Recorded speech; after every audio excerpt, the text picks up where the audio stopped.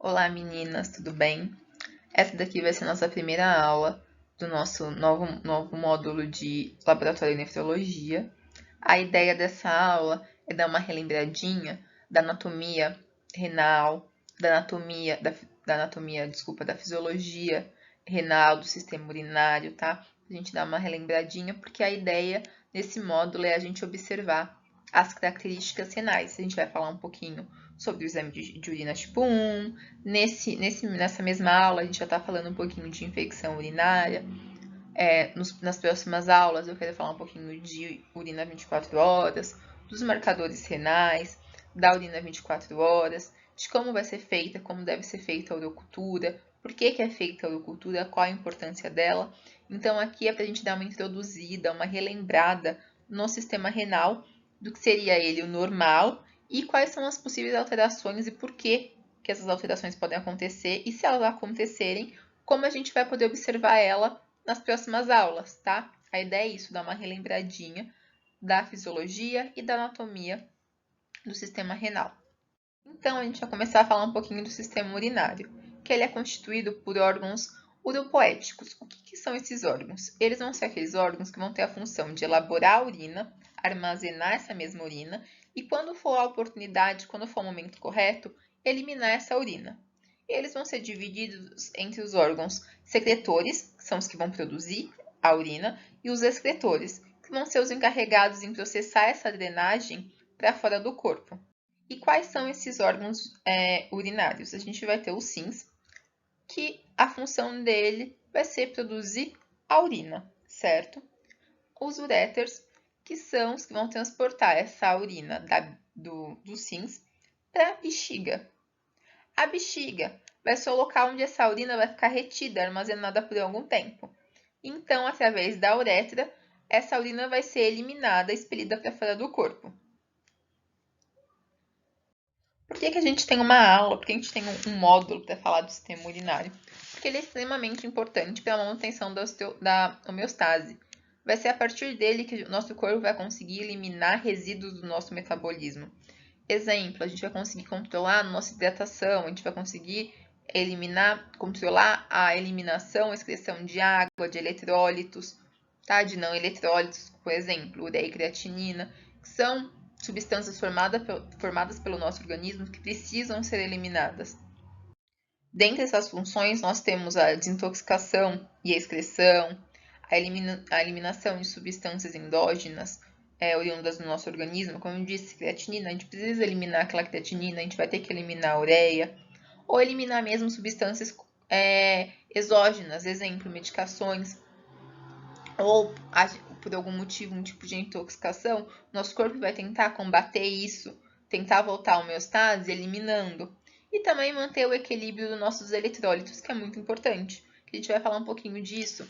Exemplo, a gente precisa manter o nosso equilíbrio de eletrólitos para manter a nossa pressão arterial, para manter a nossa acidose, o nosso equilíbrio para a gente não chegar a uma acidose respiratória, uma calose respiratória ou metabólica. Então, é importante que a gente tenha um equilíbrio dos nossos eletrólitos também. E eles também vão ser, vamos dizer assim, equilibrados, eles vão se manter constante pela excreção e pelo trajeto da formação dessa urina.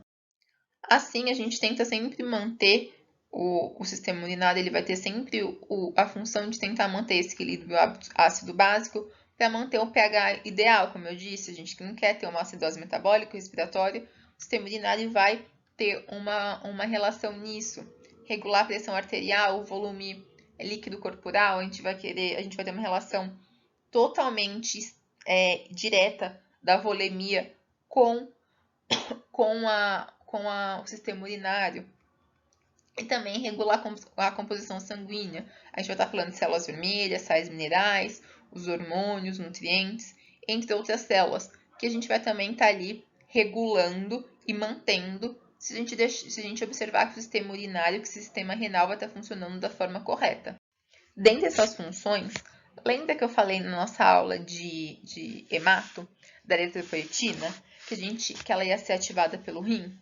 O sistema urinário e o sistema renal, ele é tão interligado com as demais, com o nosso nosso organismo num todo, que a partir do rim, ele que vai sentir essa deficiência ou esse aumento de oxigênio para ativar a produção da eritropoetina, que nada mais é do que aquela célula que vai ativar o aumento da hemácia ali na nossa medula, certo? Então, o rim ele não está relacionado somente à produção de urina, ele vai estar relacionado à homeostase no geral do organismo humano, tá? Aqui eu coloquei a imagem para dar uma relembradinha da anatomia, da parte anatômica, que a gente vai ter o rim, as glândulas suprarrenais e adrenais em cima, a gente tem o urétero direito e esquerdo, a gente tem a bexiga, a gente tem aqui no caso a gente está mostrando o sistema renal masculino, que a gente vai ter aqui a próstata, a gente tem a uretra, tá? Só para dar uma relembrada. Dentre as estruturas que formam o sistema renal, a gente temos o rim. O rim ele vai ser um órgão normalmente impar, tem pessoas que nascem apenas com rim, mas normalmente é um órgão impar. Ele vai estar localizado posteriormente ao peritônio. Aqui nessa parte posterior a gente observa a presença dos rins. Eles são situados à esquerda e à direita da coluna vertebral. Nessa parte superior dos rins a gente vai encontrar as glândulas suprarrenais, que vão pertencer ao sistema endócrino, que a gente vai falar um pouquinho da importância delas pelo sistema renal, qual que é a função delas. E além disso, a gente tem que observar que o rim ele é envolvido por uma cápsula fibrosa. Os rins eles vão ser responsáveis pela eliminação dos detritos que as células vão liberar e depositar no organismo, que vão ser recolhidos pelo sangue. Ou seja, o sangue vai passar ali pelo rim e vai ter uma filtração do que vai ser eliminado, o que deve ser excretado na urina. Essa filtração é o que a gente vai falar, o que a gente vai observar que é a formação dessa urina. Além disso, o rim ele vai regular a composição sanguínea por 3 processos. A gente vai ter a filtração dessa urina, desse líquido que vai passar, a reabsorção do que precisa voltar para essa corrente sanguínea e a secreção, que vai ser o final, vai ser o produto que vai ser nossa urina. Formando esse rim, a gente vai observar o hilo renal. Ele é essa borda medial, que vai apresentar uma fissura ali, e nessa fissura a gente vai observar que vai estar presente o uréter, a artéria e a veia renal. E ali também alguns vasos e alguns nervos, tá? Esse conjunto ali é chamado de pedículo renal. Ele é importante porque ali a gente vai estar falando que vai estar passando, entrando a quantidade, onde a gente vai ter a entrada de sangue, onde a gente vai ter a saída desse sangue após ser filtrado, e onde a gente vai ter a eliminação desse líquido da urina que vai passar ali pelo uréter. Outra estrutura importante do rim, a gente vai falar um pouquinho da pelve renal. Ela é a extremidade dilatada do uréter. Aqui a gente consegue encontrar essa junção do rim com a ureter. Por que ela é importante? Porque normalmente pode ocorrer ali uma obstrução. E quando ocorrer essa obstrução ou um estreitamento dessa estrutura, é normalmente realizada uma cirurgia onde é colocado ali um catéter duplo J.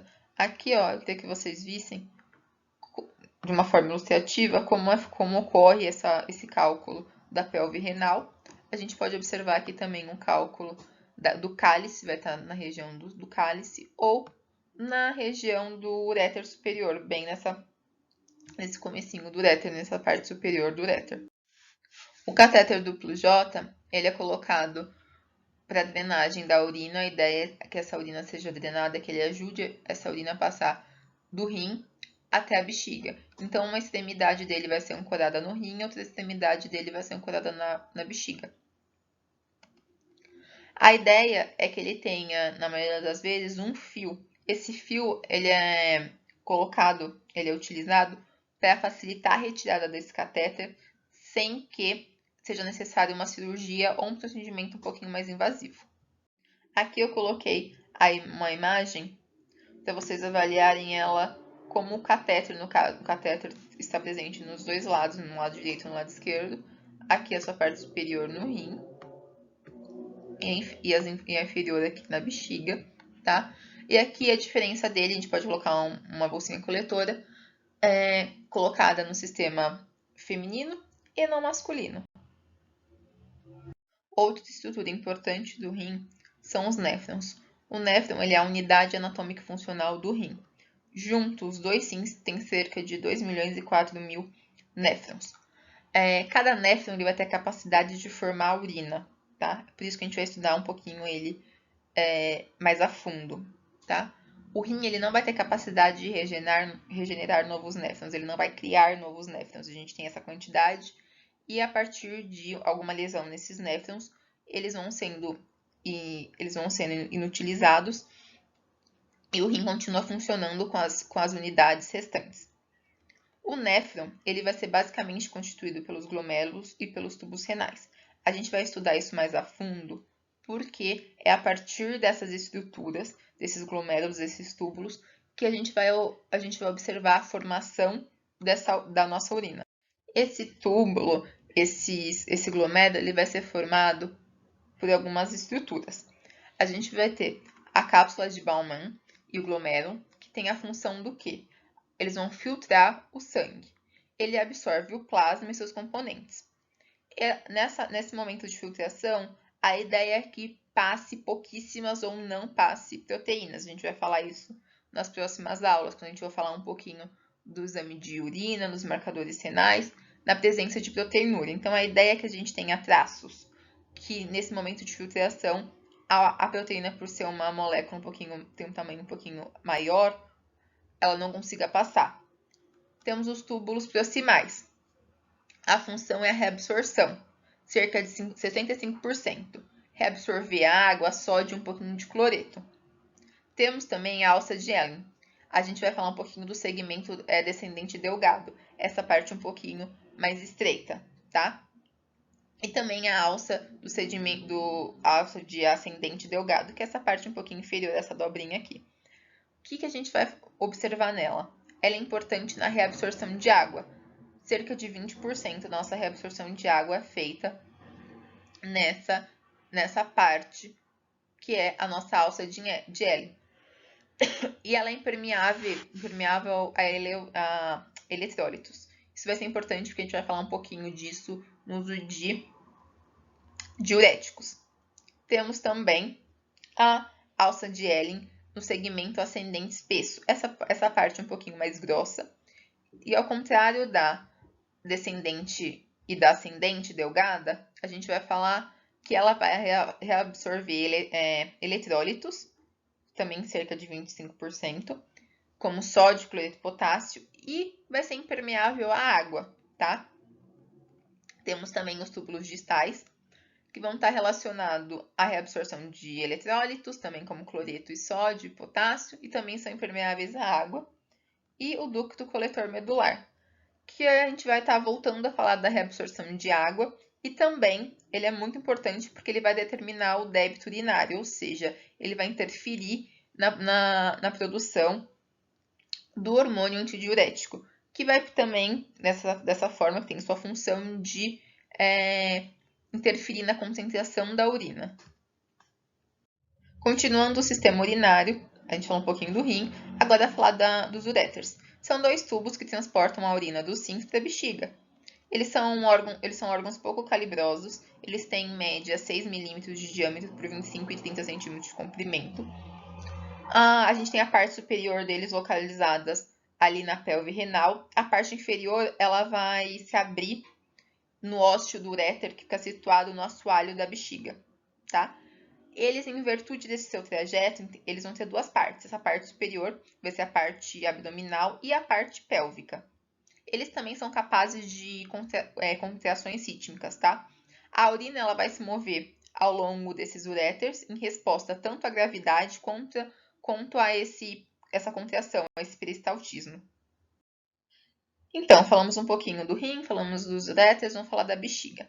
A bexiga ela é situada posteriormente à síntese púbica. Na mulher, ela vai estar situada entre a síntese púbica e o útero. No homem, ela vai estar situada entre a síntese púbica e o reto. Ela tem como função armazenar a urina, que é drenada ali e chega pelos uréteres, tá? De forma contínua. A forma dela vai variar do quê? Se ela vai estar cheia ou se ela vai estar vazia, ou seja, se ela vai estar hipoativa ou hiperativa. Quando ela estiver hipoativa, ela estiver cheia, a gente vai falar que ela tem uma forma ovoide. Já quando ela estiver vazia, hiperativa, a gente vai falar que ela tem uma forma achatada, tá? Ela tem capacidade de um indivíduo normal que ingere uma quantidade de líquido normal, aquela quantidade recomendada de 2 litros por dia, que também depende um pouquinho do peso da pessoa. Num indivíduo normal, essa capacidade é aproximadamente de 250 ml. Essa urina ela vai ser eliminada periodicamente num processo denominado de micção.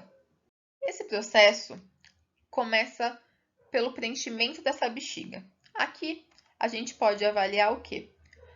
O músculo da bexiga está relaxado porque tem uma quantidade pequena de líquido ali. A gente vai ter uma pequena quantidade de urina, tá? O esfíncter ali da uretra vai estar contraído. Aí, quando a gente tem aquela primeira sensação, aquela vontade de urinar, aquela vontade que a gente consegue segurar por algum motivo, a gente fala, eu preciso terminar isso, ou vai dar tempo de eu fazer mais uma coisa, vou perder minha concentração. Então, a gente fala que essa é a primeira sensação. A bexiga ela tá cheia basicamente pela metade. Tem um desejo voluntário de micção, mas ele pode ser inibido até um momento apropriado, até aquele momento que você fala que você consegue segurar. Aí a gente vai ter um terceiro momento, que é a necessidade de urinar. A gente vai observar que essa urina já está acometendo quase todo o espaço da bexiga e a necessidade de ir ao banheiro, aquele momento que você fala, não dá mais para segurar. E o momento da micção, que esse músculo da bexiga ele vai se contrair para expelir, para secretar essa urina, e o músculo do assoalho pélvico vai relaxar para ter a saída, para ter essa vazão. É assim que a gente tem um momento de micção, é assim que essa urina é excretada. Dentre os problemas que a gente pode observar na urina é a cistite, que vai ser infecção urinária, que vai ter a origem na bexiga. Sobre infecções eu vou falar um pouquinho mais pra frente. Agora eu vou falar um pouquinho da uretra, que seria o fim para a excreção da urina. A uretra é um túbulo que vai conduzir a urina da bexiga para o meio externo. Ela é revestida por uma mucosa contém uma grande quantidade de células secretoras de muco. A uretra ela vai se abrir para o exterior através do ósteo da uretra. A uretra ela vai ser diferente entre os dois sexos, a feminina e a masculina. Elas vão diferir no quê? No seu trajeto. Na mulher, a uretra vai ser mais curta, cerca de 3,8 centímetros, tá? E ela vai fazer parte exclusivamente do sistema urinário. Já no homem, a gente vai ver essa uretra mais comprida. Ela chega a ter cerca de 20 centímetros. E ela também vai fazer parte de dois sistemas, do urinário e do reprodutor. O que a gente observa de diferença nessas uretras, além do tamanho e desse caminho, desse trajeto? Na mulher, por essa uretra ser um pouquinho mais curta, bem mais curta do que a do homem, normalmente a gente observa o quê? Por esse caminho aqui ser mais curto, é mais fácil a chegada de bactérias, de invasores até a bexiga. Já no homem, esse trajeto é bem maior.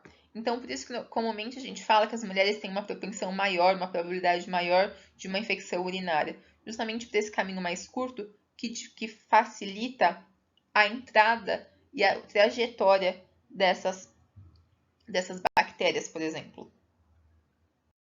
Então, a gente falou do rim, falou um pouquinho dos uréteres, falou da uretra, que seria o que transporta ela para o meio externo, mas e o que pode acontecer de interferentes?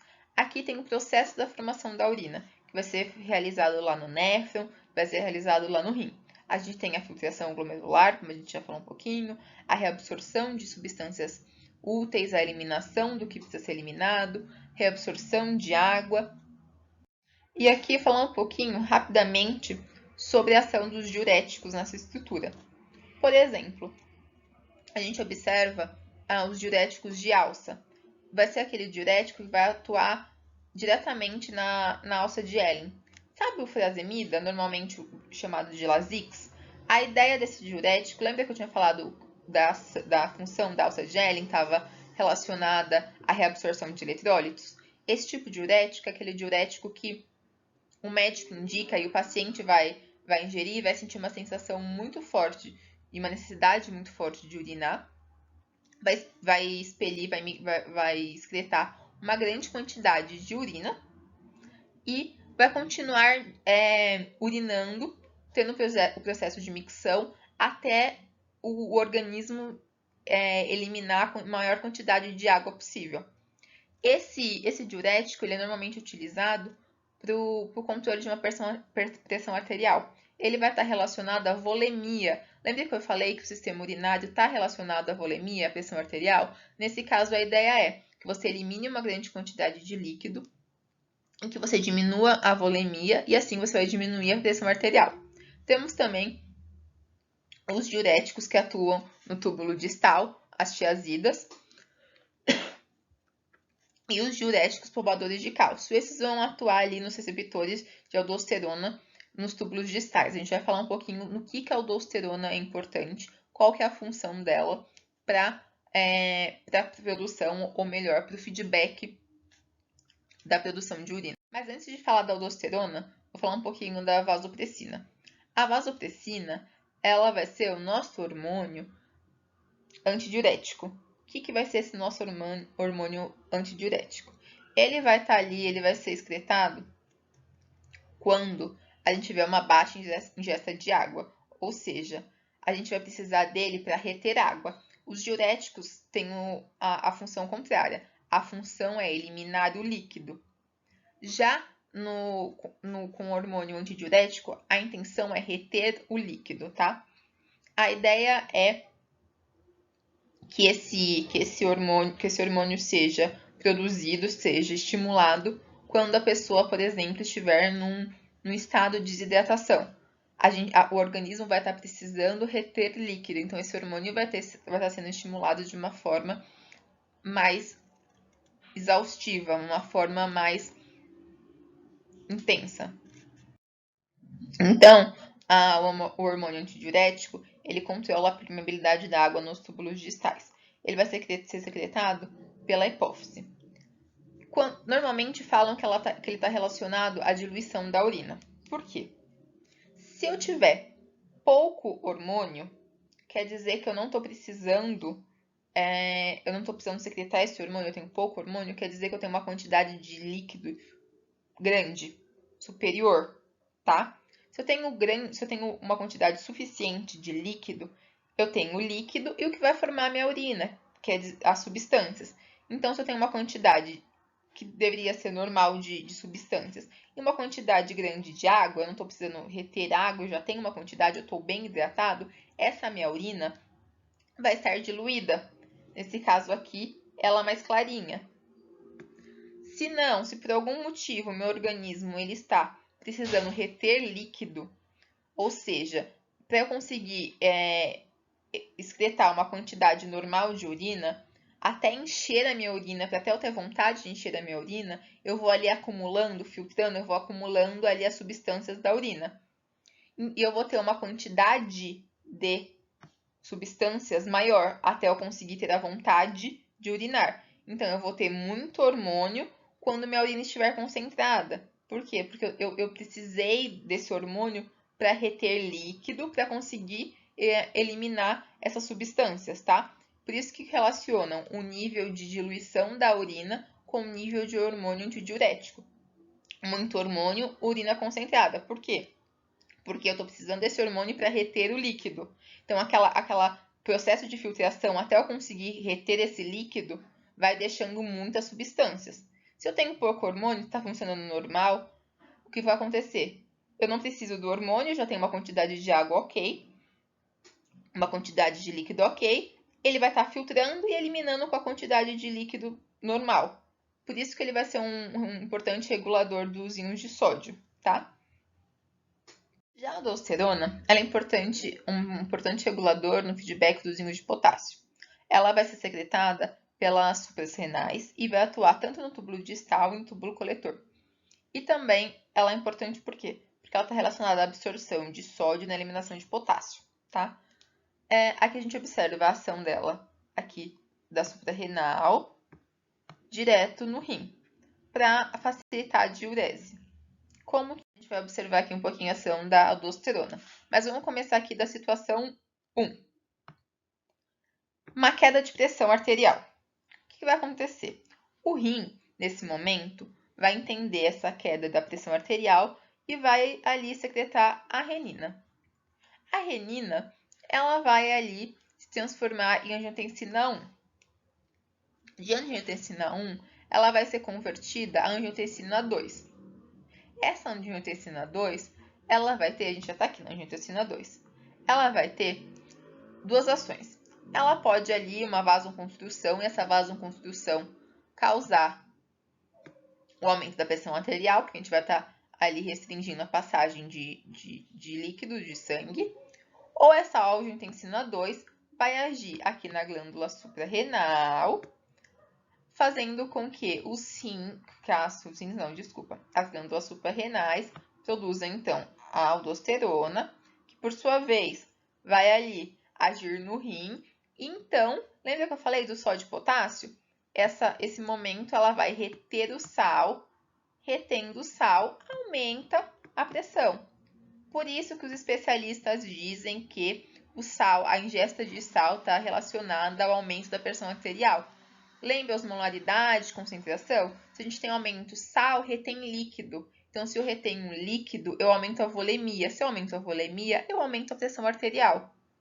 Então, a gente falou um pouquinho, discutiu da anatomia, falou da fisiologia, de onde é produzida, como é produzida a urina, como é filtrada, algumas alterações que a gente pode encontrar dos diuréticos ou de alguns hormônios que controlam essa produção, tá? E agora a gente vai falar um pouquinho se a gente tiver algum tipo de contaminação, tanto no renal, quanto na bexiga, quanto na uretra, tá? Então, a gente vai falar um pouquinho de infecção urinária.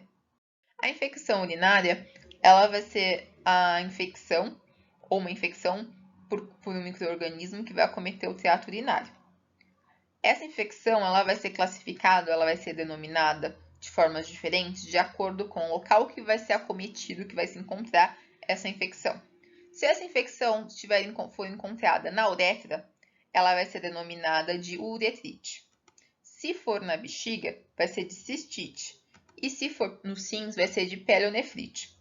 Embora a gente pode encontrar vários tipos de micro-organismos que podem causar essa infecção urinária, a gente tem, normalmente ela é causada pela Escherichia coli, tá? Ela é uma bactéria importante na digestão, ou seja, ela é uma bactéria que não é patogênica no sistema digestório. Porém, se ela for encontrada, por alguma forma, ela for se mover ou houver uma contaminação dela para o sistema urinário, a gente vai dizer que ela é patogênica. No sistema urinário, ela é uma das grandes e normalmente causadoras de infecção urinária. A cistite, ela vai ser a infecção por uma bactéria na bexiga ou no trato urinário inferior. Na maioria das vezes, ela vai ser causada por uma bactéria, que eu já falei um pouquinho da Escherichia coli. Normalmente, como eu disse, no trato gastrointestinal, ela tem a sua função ali na digestão. Porém, ela pode ocorrer uma contaminação, passar ali. Normalmente isso ocorre, a gente observa um pouquinho isso na mulher, no homem também, mas na mulher porque a uretra é um pouquinho bem mais curta. Então, essa bactéria que estava presente aqui no reto, ela se locomove e é contamina a bexiga. A gente encontra bastante isso em crianças que não têm o costume ou têm o ato de fazer a limpeza, a higienização após a defecação de uma forma incorreta. A gente encontra bastante. A gente encontra bastante também em pessoas que usam fralda, em idosos, em crianças, em bebês, tá? Relação sexual também pode acontecer, mas não é sempre na relação sexual. A pessoa pode ser sexualmente ativa e nunca ter ou não ser contaminada, só ter uma boa higiene, tá? E como eu disse, mulheres de risco justamente pela anatomia. A uretra é mais curta, então é mais fácil essas bactérias se moverem até a bexiga.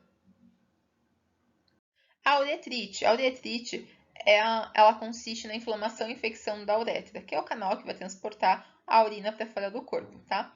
As uretrites elas são decorrentes de bactérias, normalmente provenientes do trato gastrointestinal, e pelo fato, de novo, dessa uretra ser mais próxima à vagina, algumas infecções também podem ocorrer dali. A gente pode ter uma contaminação do que está presente na vagina, como herpes, gonorreia, infecção por clamídia, tá? Esses agentes patogênicos podem ir ali à uretra e causar um tipo de inflamação na uretra, a uretrite. E a pielonefrite, a infecção renal, a infecção geralmente começa na uretra ou na bexiga e consegue chegar até o rim. Aqui eu quero mostrar para vocês o rim, um rim normal, a gente consegue observar aqui dentro todas as estruturas, a morfologia ali conservada, e aqui no caso da pielonefrite a gente observa aqui, a gente já não consegue observar os cálices, a gente já não consegue observar as estruturas, e a gente começa a observar a presença de pus. Eu coloquei aqui uma peça, pra vocês também observarem que aqui a gente não tem a presença, olha, a gente não consegue observar a parte interna nem a externa das estruturas. A lesão começa a modificar essa estrutura, tanto interna quanto externa. A inflamação consegue deformar as estruturas que formam o rim. O que vai poder causar essa infecção urinária?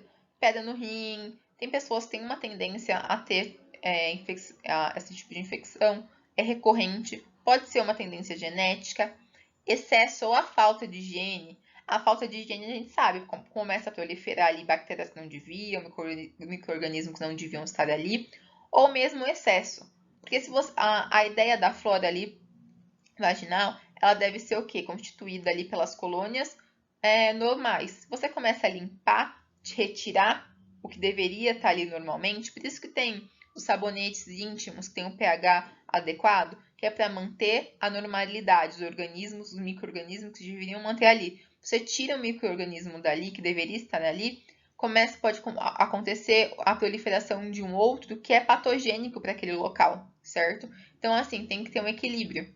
A falta de higiene nunca, e o excesso também não é aconselhável. A anatomia feminina também é bem importante, porque já disse, repito de novo, o tamanho da uretra vai influenciar bastante, tá?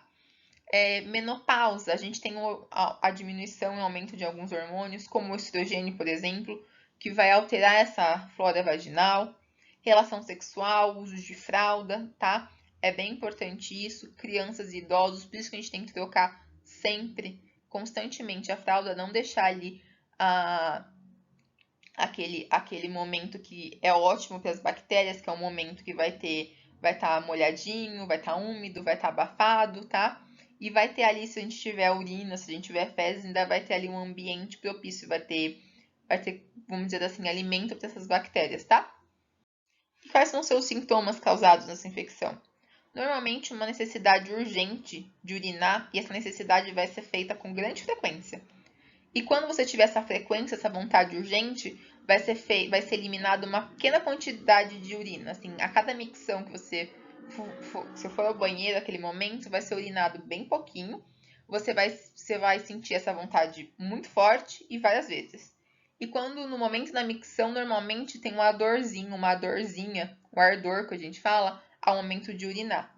A gente pode observar também dores na bexiga, nas costas e no baixo ventre. Quando a gente começa a observar essa dor na bexiga, nas costas e no baixo ventre, acometendo todos esses espaços, a gente vai normalmente falar um pouquinho também de uma cólica renal, algum problema um pouquinho mais grave.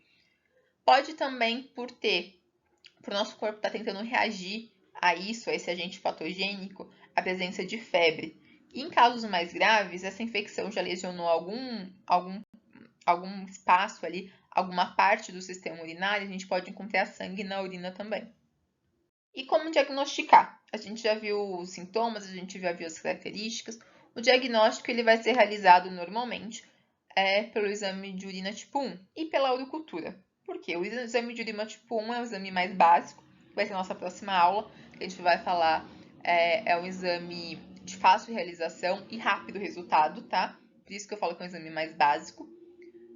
E pode ser também realizado com exames adicionais. A gente pode pedir, além do exame de urina, a gente pode pedir marcadores de urina, marcadores renais. A gente vai falar um pouquinho também, a gente vai ter uma aula para falar de creatinina, ureia, tá? Usa a cultura de urina. Se eu tenho, se no exame de urina tipo 1 a gente já observa ali a presença ou a possível presença de bactérias e o paciente tem sintomas que condizem com a presença de uma infecção urinária, o médico vai querer saber como tratar e quais são esses tipos de bactérias. Então, ele vai poder pedir uma urocultura. Também a gente vai, no nosso módulo, a gente vai ter essa aula de urocultura. Um exame de imagem também, porque vai que o médico precisa, já foi acometido, por exemplo, o rim, uma parte muito grande, ele quer saber qual é o tamanho dessa lesão, um exame de imagem.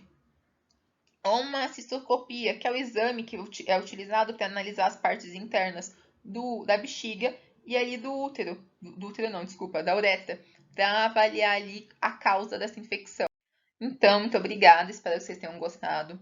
Tenha sido um resumo mesmo das principais partes anatômicas, um resumão da fisiologia renal, porque ela é bem extensa, eu tentei resumir mesmo a fisiologia renal, mais focada no que a gente vai usar nas próximas aulas. Nossas próximas aulas é a urina tipo 1, a gente vai falar um pouquinho de urina 24 horas, de urocultura e dos marcadores da função renal, da gente entender mesmo como seria um laboratório de nefrologia, desde da chegada da amostra, a gente precisa saber como essa amostra chegou ali na nossa mão, pelo que ela é formada, e se tiver alterações, como a gente vai observar isso, tá? Então, muito obrigada, até a próxima aula.